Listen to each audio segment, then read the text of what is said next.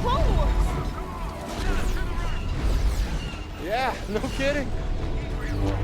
That's right. Take that wonderful member berry pie right in the face so that you don't see there's nothing actually going on.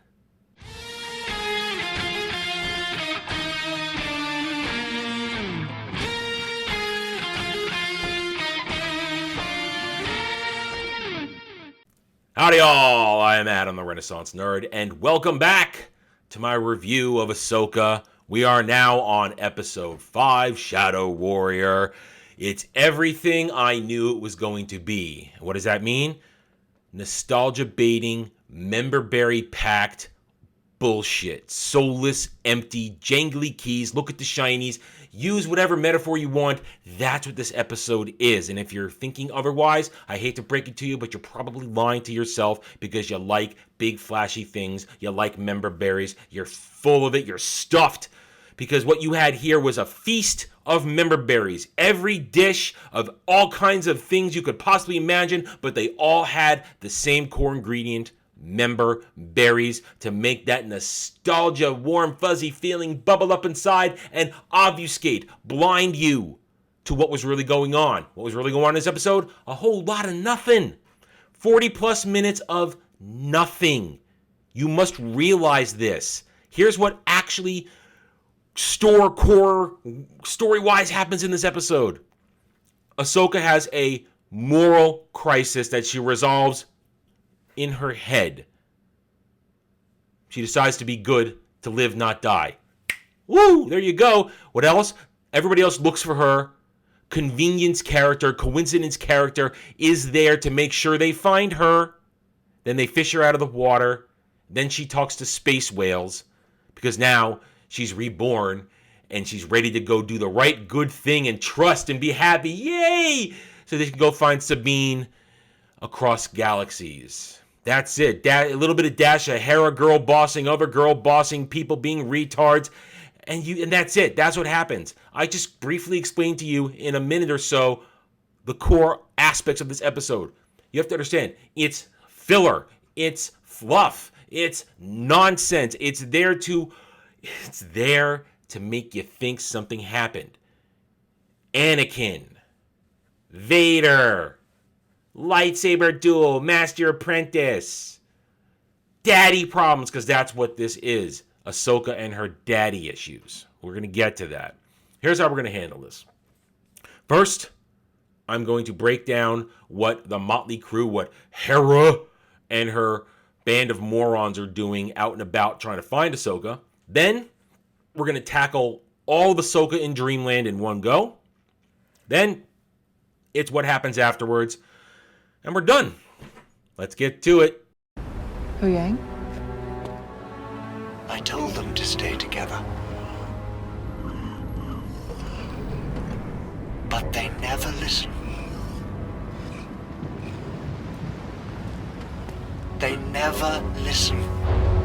Right, okay, here we go.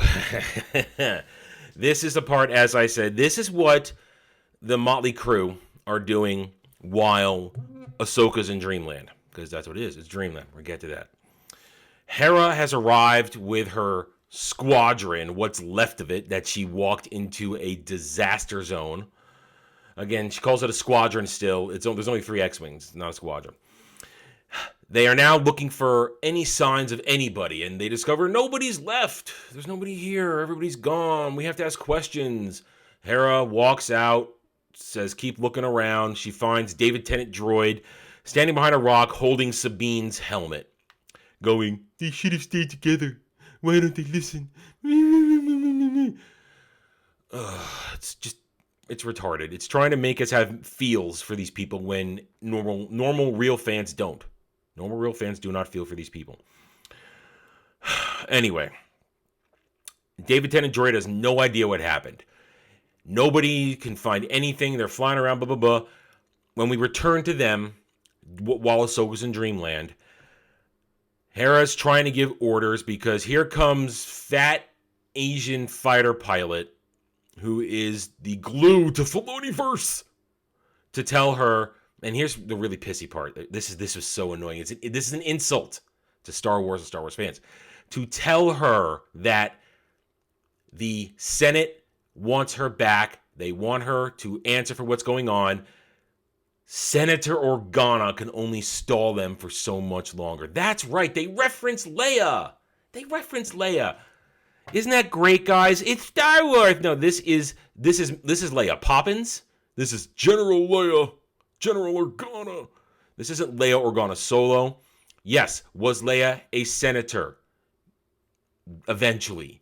First, she was diplomatic Supergirl, running around the galaxy for Mon Mothma, putting out fires left and right. That is what she was used for primarily in actual Star Wars. Eventually she returns and she takes her place in the government, eventually becoming Chief of State.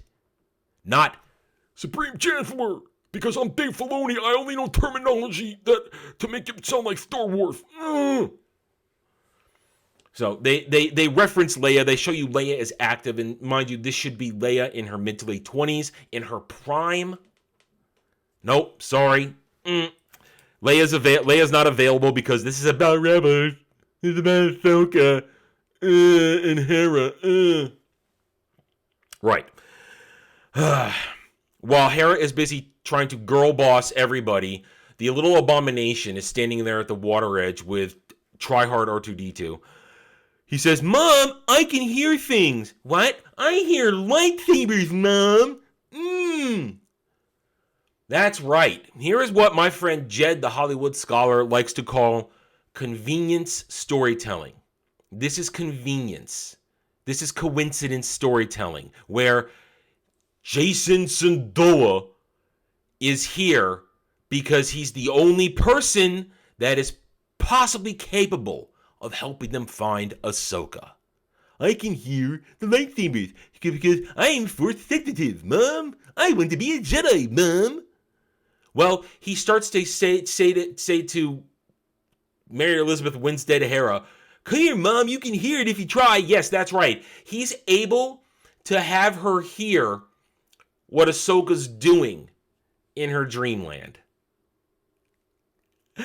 They are once again reinforcing this hogwash, this horse shit, that if you try hard enough, you can tap into the Force, because the Force is in all of us. Ugh. Bullshit. Complete bullshit. Well, Hera now gets a second wind. That's what it was. She gets a second wind. Says, "Everybody go out, start scanning. I don't care, just do it. Let's go!" Little abomination, you stay here with your retarded droid and keep scanning for shit, because that's what they do. He ends up being the one that can point them in the right direction to find Ahsoka. So without the little abomination Jason, they don't find her. She drowns.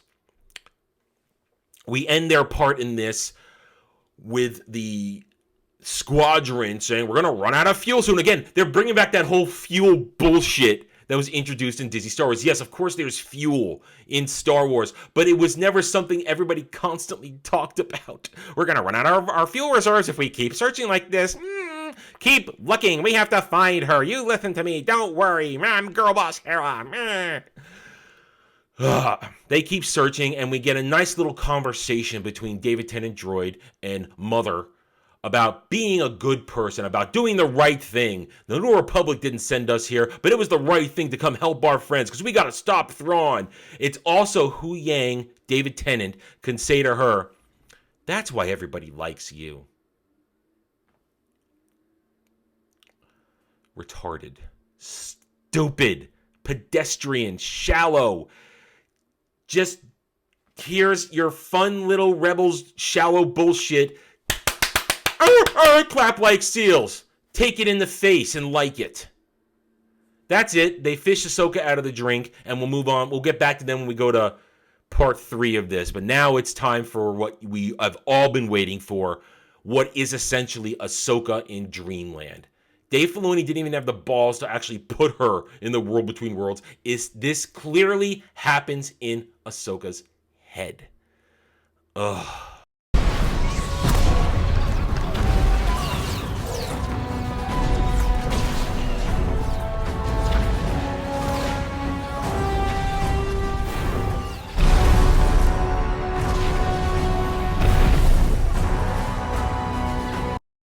Ahsoka in Dreamland.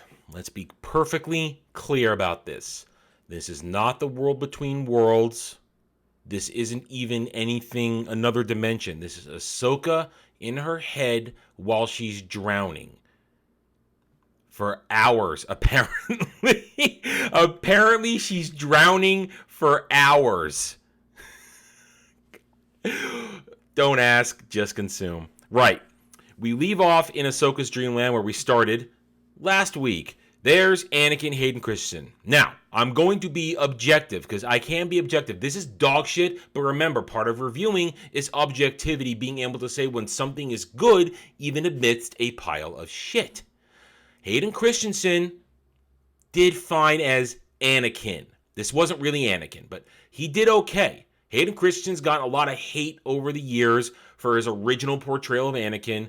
I personally have softened on it over the years. I don't find it as bad as it originally was. And frankly, his portrayal of Anakin here, I wish we'd gotten this 20 years ago. Granted, he's an adult, more of an adult man now. Probably had a little bit more practice as an actor, a little more experience. That was his first gig with the prequel trilogy. Either way, Hayden did fine. He could actually still move, even though the choreography was still kind of shit, especially the final duel was very heavily let's hit sticks. But he could still move. He could still do the moves. I appreciated Hayden Christensen. After Ray Stevenson, so far in 5 episodes, he's the only person who's shown up to be a character and to respect any sort of character arc. Because what we saw from him in this is still him respecting Anakin. So I'm okay with Hayden. It was fine. Rest of it, what he was involved in with this Dreamland little daddy issues shit is bullshit, because that's what this is. This is Ahsoka dealing with her essentially daddy issues so that she can come to terms with the darkness within her and be reborn, literally baptized into Ahsoka the White. But let's walk through this, and I will point out to you how all of this is nothing but jangly key, shiny object filler, because that's what this is. This entire segment, which is the core of the episode, is nostalgia bait. It is the most obvious nostalgia bait ever, because really, it accomplishes nothing. This could have been accomplished in a very simple, better written, better designed scene instead of dragging it out over 5 different scenes, all filled with stuff that people have a great deal of nostalgia love for, that being the Clone Wars. But we'll get to that in a second. Let's go down the walk here. They start off with their conversation. How you doing? What you doing? You've come a long way. You're so much bigger, blah, blah, blah, blah. A lot of corny bullshit. But then the core aspect of this whole thing, you need to decide whether you're going to live or you're going to die. Yes, a tried trope, a very used trope. I use it myself. But when executed properly, doesn't feel tired and boring. This feels tired and boring. We initiate a fight, a very poorly choreographed fight, even though Hayden moves well. Very poorly choreographed, where Anakin chops the world out from under her and she collapses and falls into her memories. We are now inside the Clone Wars early on. And again, this is meant to grab the willing, the people who just want to have the wool pulled over their eyes and be in a happy, bubbly, member-berry world. Here we get something that they begged for with Obi-Wan. Let's see Hayden in his Anakin Clone Wars early armor. Well, there you get it. You got it. Even got the haircut right. Congratulations. What does it mean? It means nothing. It's there to distract you as they have a very lame conversation about, oh, this is the Clone Wars. There's all this death going on. Blah, blah, blah, blah, blah. And it extends into the next scene. You have to come to grips that this is the world we live in.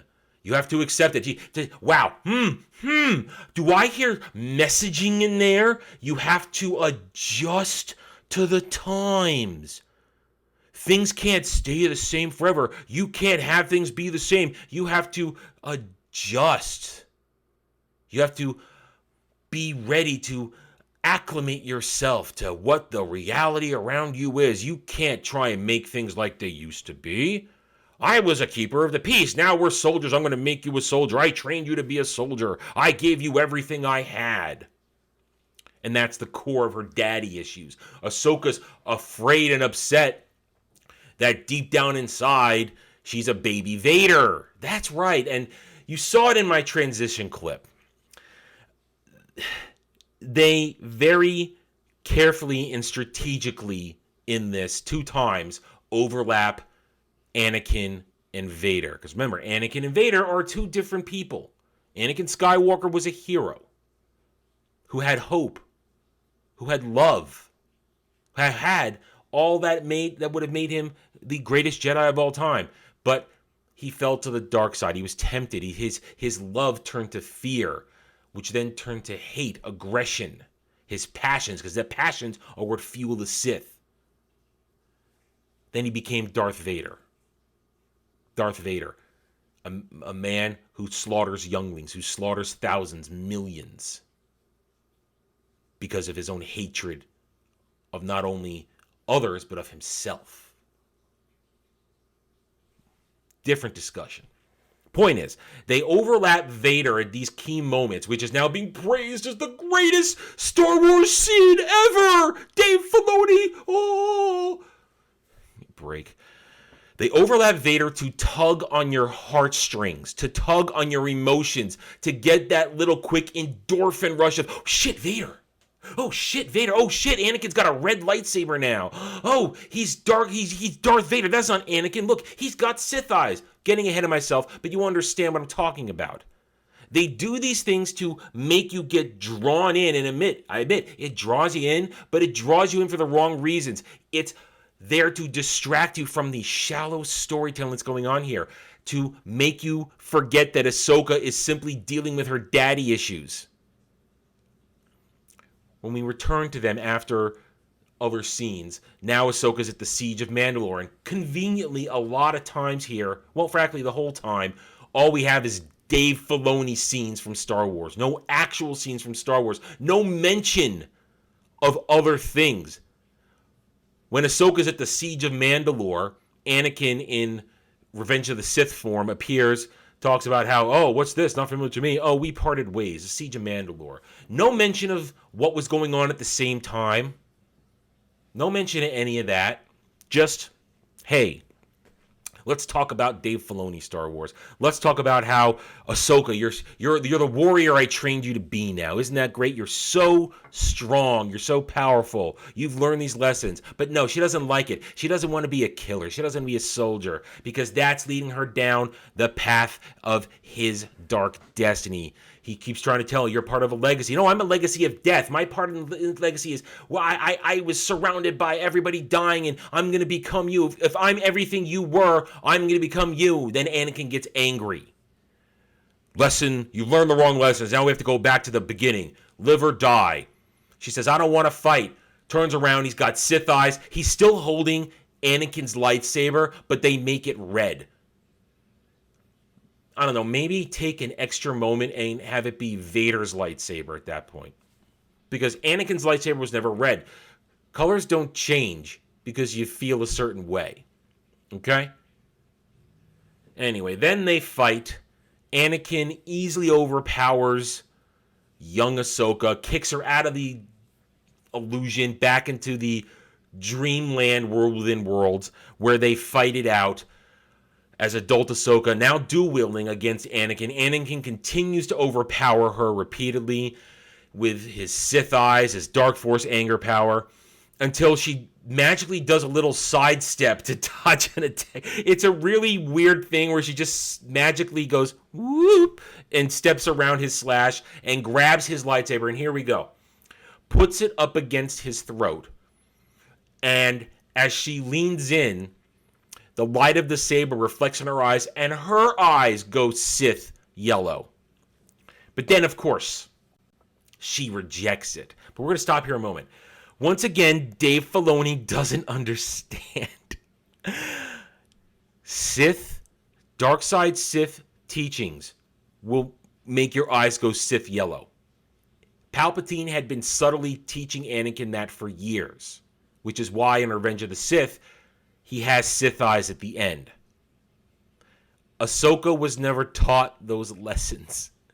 Just because she feels a little dark side anger and is in the presence of a red lightsaber doesn't mean her Sith eyes will appear. She was never a Sith. She was never going to be a Sith. She was never a Sith acolyte, a Sith apprentice. She was always a Padawan, which never completed her training. And this whole thing's supposed to be about completing her training. Live or die. What is this is this whole thing with her daddy issues? Is this supposed to be her trials, Dave Filoni? Because that's what I think Dave Filoni's trying to do. He's trying to make this her trials. Because remember, the trials are all about tempting you to the dark side. Will you give in or not? And Ahsoka passes. I want to live. Good job, Snips. You've accepted that my dark legacy doesn't have to be yours. You've accepted all my teachings and even part of them, which you can turn to the good side, like I turned. And that's it. That's it. Before we move on to the end of this, let's just review what happened here. Nostalgia. Nostalgia, nostalgia, nostalgia. Distracting you from a very lame, paper-thin daddy issues storyline of Ahsoka is upset that Anakin was Vader and that is afraid she's going to become Vader because her legacy in his line of master apprentice is one of death, surrounded by death. He caused more death. This is sad. It's pathetic. It's Dave Filoni. He wrote and directed this episode. It's boring. It's not exciting. It's just a lot of flash, no bang. Look at the things you love. Let's get excited over seeing Anakin. Let's get excited over glimpses of Darth Vader. That's all it is. And it all is to make Ahsoka the greatest, the center of everything. Because when she now is done with her dream world daddy issues, she gets swallowed up by the waters within. And don't tell me this is not Ahsoka being baptized into the light out of the darkness. Ahsoka gets baptized by the water, gets rescued out of it, pulled out by the squadron of X-Wings that were with Hera, who were, again, as I said in the previous segment, directed to her. So I hope you guys understand what I've laid out before you. This was all fluff. Fluff to get you excited, to keep you distracted from a very shallow pedestrian plot line that could have been done in a more engaging way, rather than making you feel false excitement by just seeing Anakin and Darth Vader and a lightsaber duel between Anakin and Ahsoka. This isn't Star Wars. It's not how it works. Star Wars doesn't need to tug on member berries. Real Star Wars is great because it focuses on the characters and an evolving story, not constantly dragging you back to the past to make you remember what was good in order to ignore the current that is bad. All right, let's get this over with. Next segment, past Ahsoka's Dreamland daddy issues.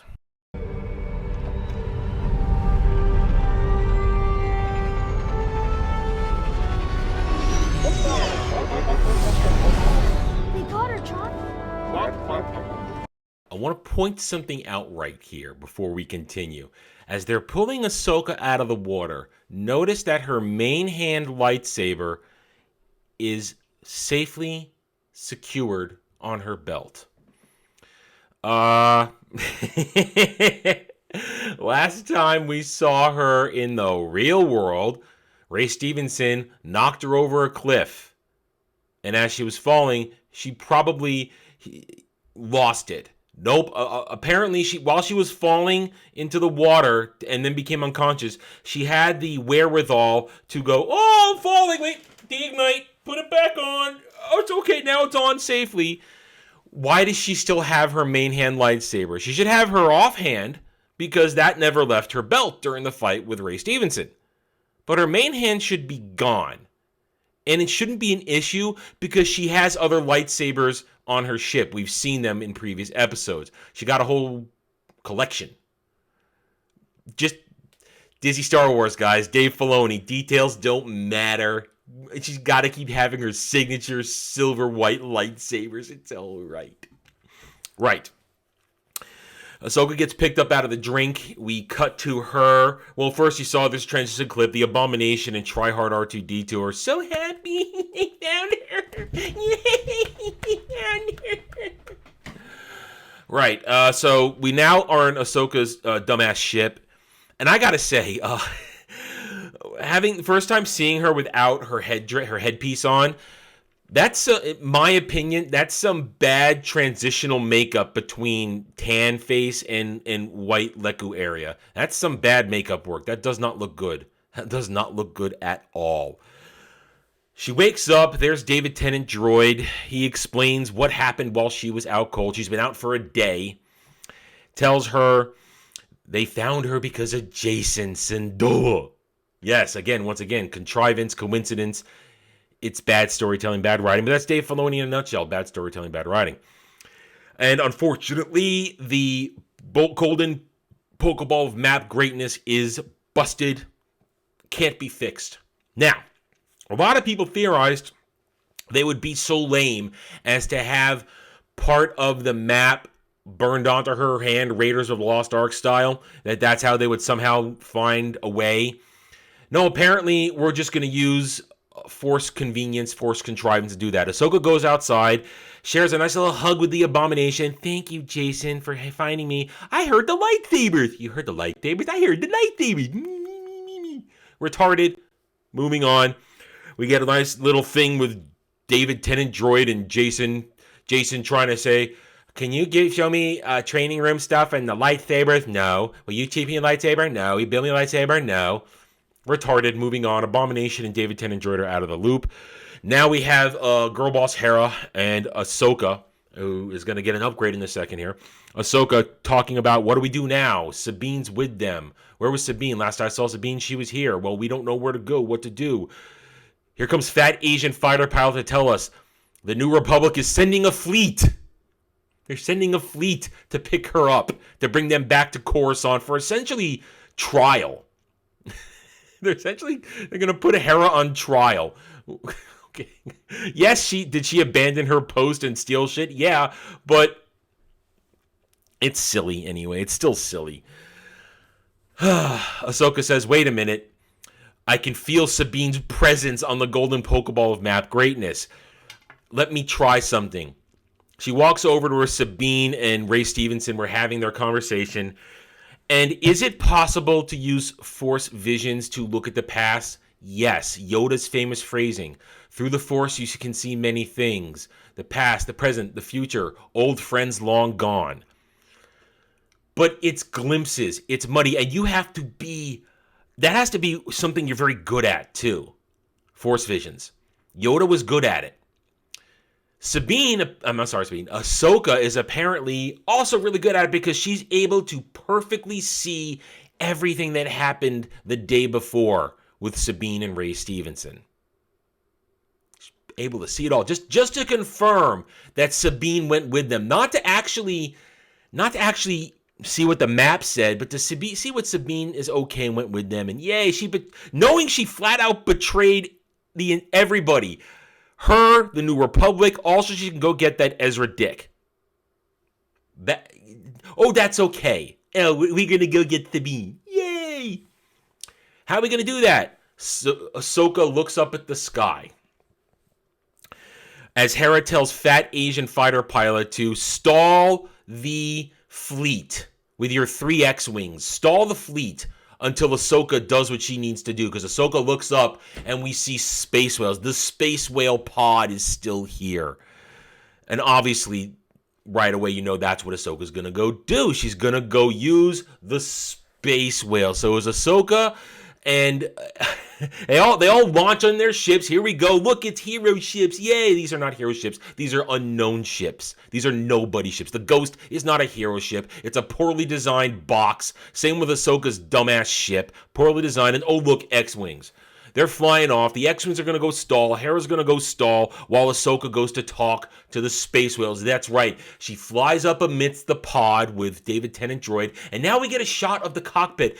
Behold, Ahsoka has ascended into Ahsoka the White. From now on, she is Ahsoka the White because she has cast aside all her doubts about being a baby Vader. No, she will be Ahsoka the White. She's the greatest ever. She's not wearing dark clothes. She's wearing white clothes. You know what this is? This is, again, a very poor ripoff of Luke's black jumpsuit where everybody's supposed to think he's going dark side on Return of the Jedi until the very end when he doesn't kill Vader and he resists Palpatine's offer. That piece of flap is open and you see it's white underneath, that he is truly a Jedi Knight like his father before him.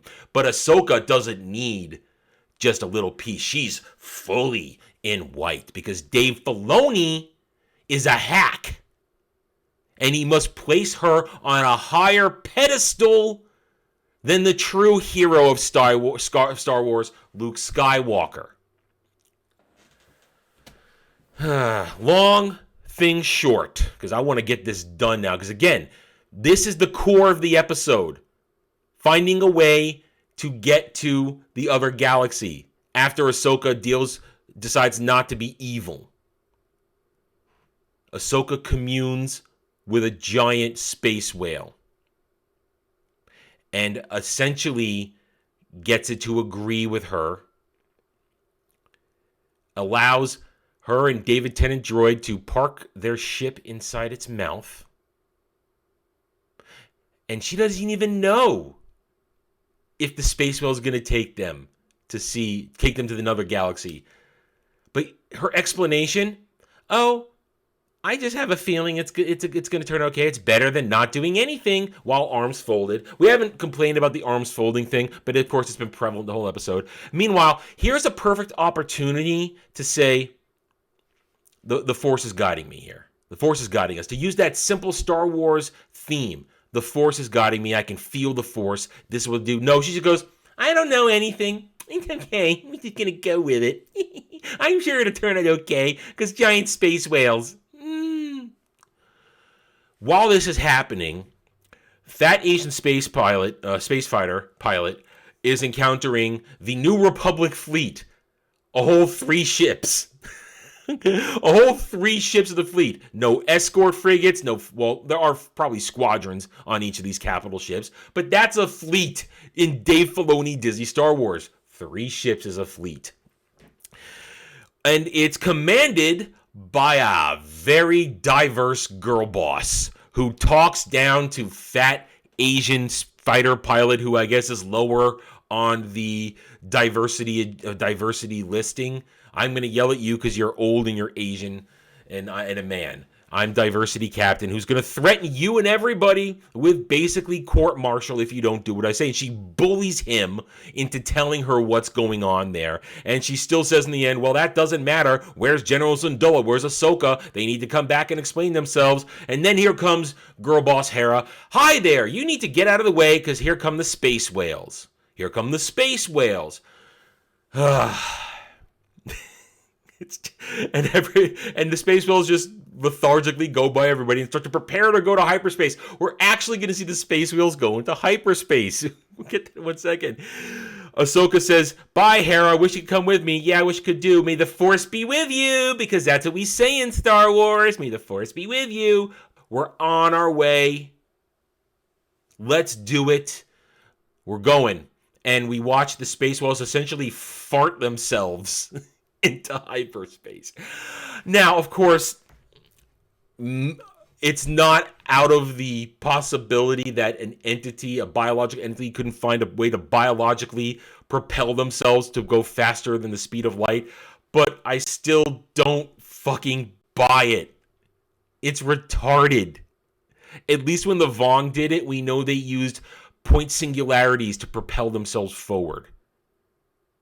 This is just space whales fart themselves into hyperspace. Episode over. Thank God. You're certain they know where Sabine was taken? I have no idea. What? No idea. We'll just see where it goes. It could go anywhere. I know. Did you enjoy the Nostalgia Fest? Did you enjoy watching the Clone Wars come to live action? Did you enjoy Ahsoka and her daddy issues? As I said before, that's essentially what the core of this episode was. Ahsoka had daddy issues. She didn't want to become Darth Vader. She wanted to become a baby Vader. Let's drag it out. Fluff it around with things that make you remember better times in Star Wars.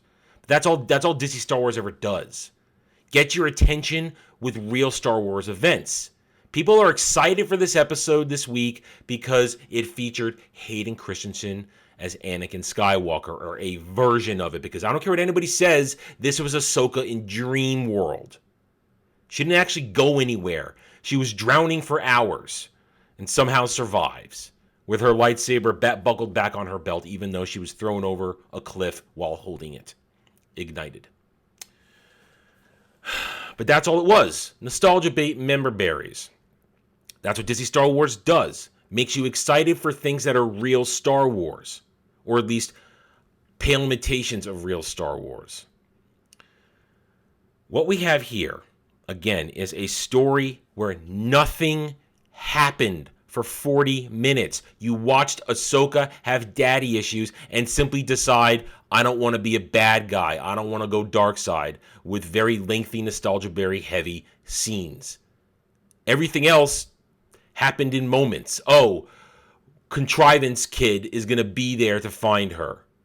Then, here comes the New Republic. Let's talk to Space Whales after forcing a Force vision to see that Sabine betrayed us all. But we're not going to sweat that she betrayed everybody so the Thrawn can invade. We're not going to sweat that at all. Let's all just be happy that she's gone with them and she's alive. Let's communicate with Space Whales and have no reference that the Force is with me, the Force is guiding me, just, oh, I don't know. It's better than doing nothing. Doing nothing is better than watching this show. At least maybe I could get some sleep. Because this show is boring.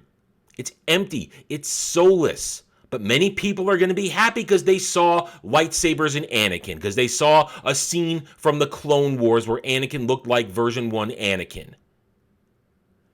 This is not how you tell a story. It is not how you please a fan base. It's not how you have a franchise survive.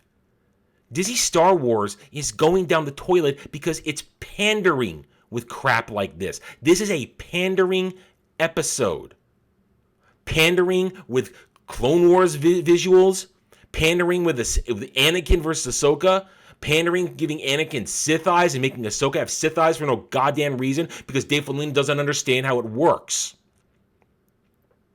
Pandering with Space Whales to a very small, minute section of stans who wet themselves over this. And in the end, I'm going to say, if you bought into this, I can't help you. Glad you enjoyed it. But if you have been suckered by this again, I can't help you. The battered wife syndrome is a real thing, and you just keep going back and letting Disney beat you up every time. Because that's what this is. Oh, look, I saw Anakin, I saw Flash of Vader. Oh, everything is saved. Star Wars is back, baby. 10 out of 10. Everything can't be a 10 out of 10. How many times has Star Wars been back, baby, in the past decade? Because it's gone. It's over there on my shelf, waiting for you to read it. To watch the original trilogy. Right here. That's where Star Wars is. This is not Star Wars. It's garbage. You're fooled. And you're lying to yourself if you think this was some sort of greatest Star Wars thing ever, because that's what they're saying. This is the greatest thing in Star Wars ever, where Anakin flashes from Anakin to Vader as he's walking off. Oh, I'm dying inside. I'm wetting myself. Oh, I'm alive again. I didn't know I need this. I can't handle my emotions. Real people don't behave like this. Real passionate fans don't behave like this. They get excited, but they don't behave like infants. And they don't sell their souls to go get beaten up again by Disney every damn time. And if you have a problem with that, whatever, I don't care. That's a you thing. Right, we're done here. Episode 6 next week. Only 6, 7, 8 to go. 3 left. Are we excited? I sure as hell ain't. Thank you for watching this video. If you enjoyed it, hit that like button. Leave a comment. I'll be here next week. Till then, take it easy. And may the Force actually be with all of you real passionate fans. Thanks for watching, everybody. If you'd like to reach out to me, please email me at theranernerd@gmail.com for all channel business purposes. I am on Twitter now, mostly for promotion and sharing of videos, maybe a little shit stirring here and there, who knows, @theranernerd. You can also find me at the Geeks and Gamers forums under @ROAS, and you can see me on Rumble and Odyssey under the Renaissance Nerd. Thanks again for watching. Take it easy.